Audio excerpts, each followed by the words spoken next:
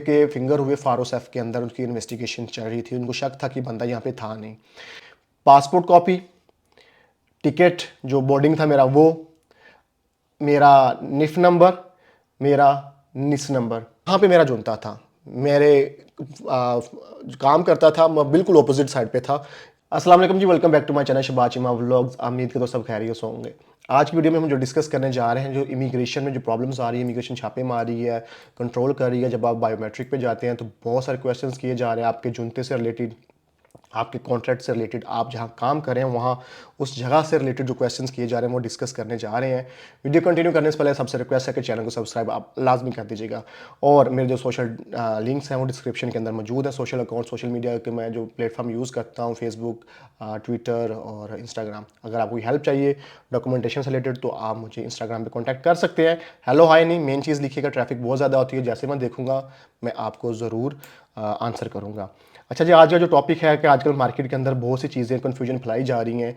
आपको पता है कि सोशल मीडिया के ऊपर अब लोग व्यूज़ के उनके चक्करों के अंदर ऐसी चीज़ें हैं जिनका रियलिटी के साथ कोई ताल्लुक नहीं है, सिर्फ कंटेंट को कॉपी पेस्ट करके बस चेपी जा रहे हैं। तो जिसकी वजह से कन्फ्यूजन बहुत ज़्यादा बढ़ती जा रही है लोगों के अंदर।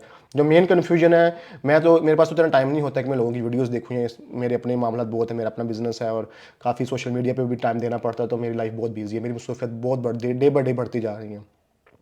तो एक दो वीडियोस छोटे छोटे क्लिप भेजे, बंदा देखो क्या कह रहा है, ऐसा है कि जो मुझे जानते हैं लोग। तो फिर मैंने जो है सोचा कि वीडियो क्यों ना बना दी जाए इसके ऊपर। तो वीडियो में बनाने का मकसद ये कि भाई लोग ये कह रहे हैं कि काफ़ी लोगों जब आप फिंगर्स पे जा रहे हैं तो लोगों से पूछा जा रहा है कि आपका जो जुनता है इस पर कितने लोग रह रहे हैं, आप बताएं कितने लोग रह रहे हैं और इसके रूम कितने हैं, इसकी लोकेशन कहाँ पे है, यहाँ पे पब्लिक ट्रांसपोर्ट आती है या नहीं आती, फिर आपका जो वर्क प्लेस है वो कहाँ पे है, आप अगर जुनता आपका दूर का है तो आपका जो वर्क प्लेस है वो दूर है तो आप आते जाते कैसे हैं। इस तरह के क्रॉस क्वेश्चन जो है ना वो कर रहे हैं इमिग्रेशन वाले लोगों के साथ, जिसमें कई लोगों के रिफ्यूज़ भी हुए हैं फिंगर्स। वो कहते हैं हमें डाउट है आपके ऊपर, फिर कंट्रोल करते हैं बड़ी चीज़ें, यानी कि आपको लटका देते हैं बहुत ज़्यादा। तो वो क्या स्टोरी है, क्यों कर रहे हैं और किन लोगों को हो सकता है ये प्रॉब्लम। सबसे पहले मैं आपको अपना एक पर्सनल एक्सपीरियंस बता देता हूँ। जब मैं फर्स्ट टाइम फिंगर्स के लिए गया था, पहली बात तो मेरी फाइल के अंदर सिर्फ 4-5 चीज़ें लगी हुई थी। पासपोर्ट कॉपी, टिकट जो बोर्डिंग था मेरा वो, मेरा निफ नंबर, मेरा निस नंबर।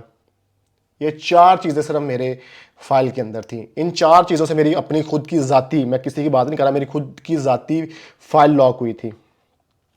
बायोमेट्रिक भी हो गए, सब कुछ हो गया, एक क्वेश्चन भी नहीं पूछा उन्होंने। क्यों? क्योंकि मेरी फाइल के अंदर कोई 2 नंबर डॉक्यूमेंट नहीं था।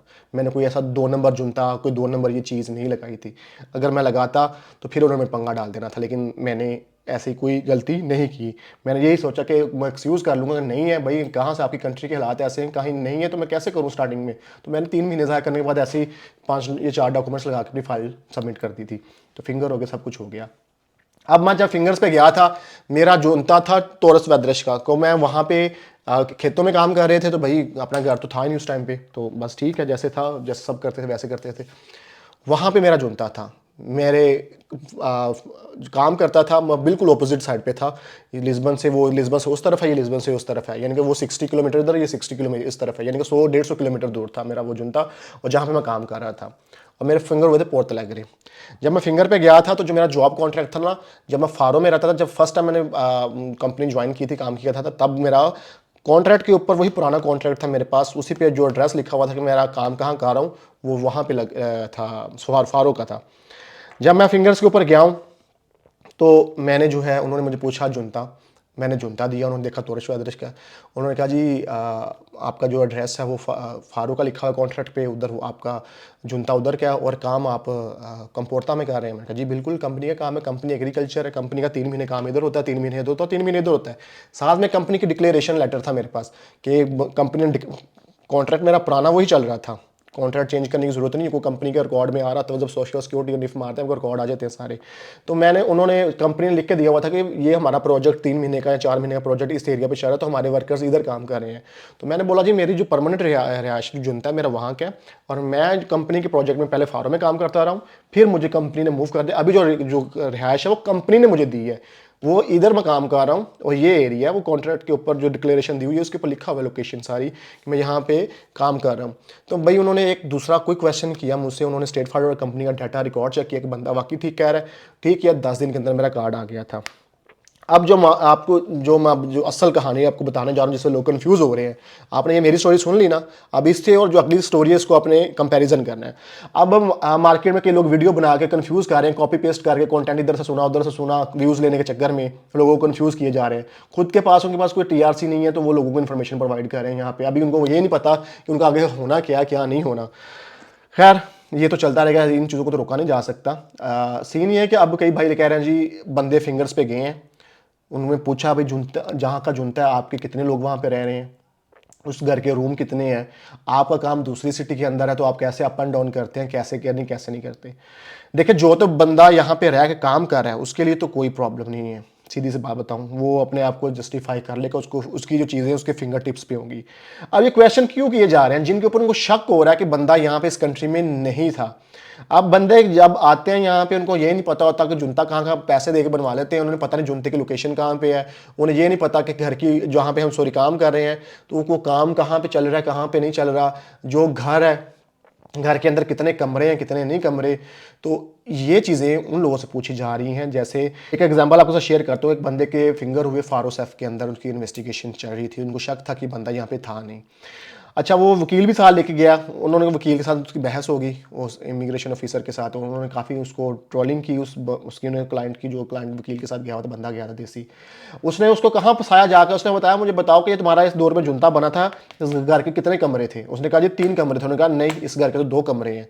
फिर उन्होंने बोला इस घर के अंदर कितने लोग रहते हैं, कितनों के जुनते बने हुए हैं। उसने कहा जी इस घर में इतने, उन्होंने कहा इस घर के ऊपर 70 लोगों के जुनते बने हुए हैं, हमारे सिस्टम में आ रहा है, वो वेरीफाई कर लेते जुनता ऑफिस से फ़ोन करके कि भाई इस घर के ऊपर कितने जुनते बने हुए हैं। तो उन्होंने कहा 70 बने हैं, तुम कैसे कह रहे हो 4-5 जुनते बने हुए। तो बंदा फंस गया, उसकी इंक्वायरी 8 महीने चली, 8 महीने के बाद जाकर उसको क्लियर किया उन्होंने, जब उसके थोड़े बहुत टैक्स चले गए थे बाद में भी। तो ये सीन होता है कि जो लोग यहाँ पे नहीं हैं ये उनके लिए प्रॉब्लम है, जो लोग यहाँ पे पुर्तगाल में रह के काम कर रहे हैं भाई इनके लिए कोई प्रॉब्लम नहीं है, किसी किस्म की प्रॉब्लम नहीं है। आपको 110% इमिग्रेशन कार्ड देगी। जो लोग आउट ऑफ कंट्री बैठे हुए हैं जिनके ऊपर शक है, कंट्रोल जो करते हैं, इतनी बड़ी बात बनाते हैं जी कंट्रोल हो गया, सैफ ने आके चेक किया, भाई सैफ आके हथकड़ियां लगा कर नहीं लेके जाती है आपको। सैफ जो आती है जस्ट देखने आती है वाकई जो बंदे ने कहा है कि यहाँ पे मैं काम करता हूँ तो वाकई बंदा यहाँ पे काम कर रहा है कि नहीं कर रहा, बस वो देखने आती है और कुछ नहीं करती। कोई आपको गोली नहीं मारेगी, कोई आपको अरेस्ट नहीं करेगी, कुछ नहीं करेगी। तो मीडिया सोशल मीडिया के ऊपर लोगों ने इसको पता नहीं क्या हवा बना दिया होगा कि भाई वो उसको कंट्रोल कर रही है, वो ये कर रही है वो कर रही है। भाई कंट्रोल कर रही है, जो बंदा रह रहा है उसको क्या प्रॉब्लम है, चुप करे काम करे, अपना कंट्रोल आई करने देख के चली जाएगी। अब प्रॉब्लम कहां पे आ रही है, जो लोग यहां पे रह नहीं रहे अब उनका क्रैकडाउन शुरू हो गया। पुलिस जो इन्होंने ऐड किया डिपार्टमेंट्स के अंदर, अब उनके ऊपर क्रैकडाउन होगा। जो लोग यहाँ पे नहीं हैं, जिन्होंने 2 नंबर डॉक्यूमेंट्स लगाए हैं या जिन्होंने ब्लैकलिस्ट कंपनियों से टैक्स पे किए हैं, उनका तो कोई बड़ा होने वाला है, उनका तो ये बिजनेस बंद हो जाएगा, उनको करना पड़ेगा क्योंकि पुलिस के पास बहुत राइट्स आ रहे हैं और एक एक चीज़ आपकी वॉच होगी। आपका क्या ख्याल है, मैं अब ये वीडियो बना रहा हूँ, मेरी वीडियो नहीं देखते होंगे वो, बिल्कुल एक एक चीज़ वॉच होती है कि आप वीडियोस के अंदर क्या बोल रहे हैं क्या। इसलिए मैं बड़ा सोच समझ के चीज़ों को बोलता हूँ। वीडियोस के अंदर कई लोग आके सोशल मीडिया के ऊपर एक दूसरे को गालियां दे रहे होते हैं, भाई ये यूरोप है, डिफेमिनेशन का केस होता है आपके ऊपर और टका के इनके पास राइट्स है। मैंने अपनी आंखों से लोगों के टीआरसी कार्ड भी कैंसिल होते देखे और मैंने कई लोगों के पासपोर्ट भी छीनते हुए देखे हैं यहाँ पे कि इन्होंने छीन लिए पासपोर्ट वापिस। तो इसलिए भाई सोशल मीडिया पे आके जब आप कुछ बात करते ना तो सोच समझ के बात किया करें, भोंगों की तरह बात ना कर दिया करें। ये पाकिस्तान या इंडिया नहीं है जिस पे एक्शन नहीं होता, यहाँ पे 1 मिनट में ऐसे एक्शन होता है और आपको लग पता जाता है आपको सब बना क्या है। और मैंने लोगों को यहाँ पे देखा ऐसे ऐसे हाथ काम पर होते थे, ऐसे ऐसे जिनके ऊपर केस बने हैं, वो टीआरसी कार्ड उन्होंने ब्लॉक किए हैं उनके, तो ऐसे ऐसे उनको ऐसा था पानी का गिलास भी नहीं पकड़ा जा रहा था, इस तरह काम पर थे वो लोग, अपनी आंखों से देखे हुए हैं। तो लिहाजा ऐसी इंफॉर्मेशन और ऐसी वर्ड्स ना यूज़ किया करें जो आपके लिए हार्मफुल हों और आपके लिए प्रॉब्लम क्रिएट करें। उम्मीद करता हूँ इससे काफ़ी ज़्यादा आपको हेल्प मिली होगी। अपना बहुत सारा ख्याल रखें, वीडियो को लाइक शेयर एंड कमेंट लाजमी कर दिया करें। आपके कमेंट करने से मेरी हौसला अफजाई होती है। मिलते हैं नेक्स्ट वीडियो में एक नए टॉपिक के साथ, एक नई इन्फॉर्मेशन के साथ जी। अल्लाह हाफिज़।